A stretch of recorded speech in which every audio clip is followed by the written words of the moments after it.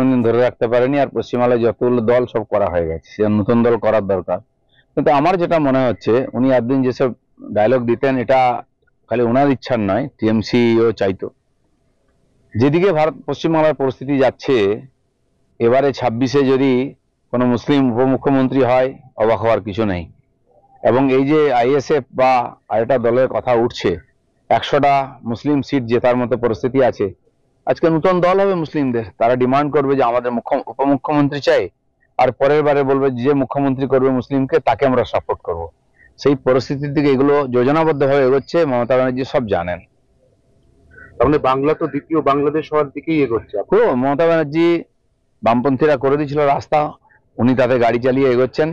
আর আজকে যেগুলো হচ্ছে ঠিক সেই পরিস্থিতি, 46, 47, 1947, 46 সেই সময় দেশ ভাগের আগের পরিস্থিতি আবার তৈরি হচ্ছে, মমতা ব্যানার্জি সব জানেন।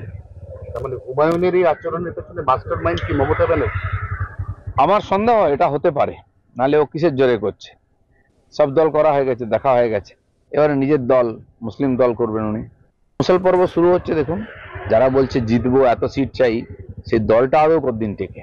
ইন্ডিয়া জোটের শরিক তামিলনাড়ু, সেখানে বাঙালি পরিযায়ী শ্রমিক হেনস্থা, মুর্শিদাবাদের পরিযায়ী শ্রমিক মুর্শিদাবাদের আমি আবার বলছি, মুর্শিদাবাদের নাম করে যারা যাচ্ছে বেশিরভাগই বাংলাদেশি। মমতা ব্যানার্জি বাংলাদেশি আর বাঙালি, বাংলা ভাষী, এই দুটোকে গুলিয়ে দেওয়ার চেষ্টা করছেন, আর উনি বাঁচাবার চেষ্টা করছেন অনুপ্রবেশকারী মুসলিমদেরকে।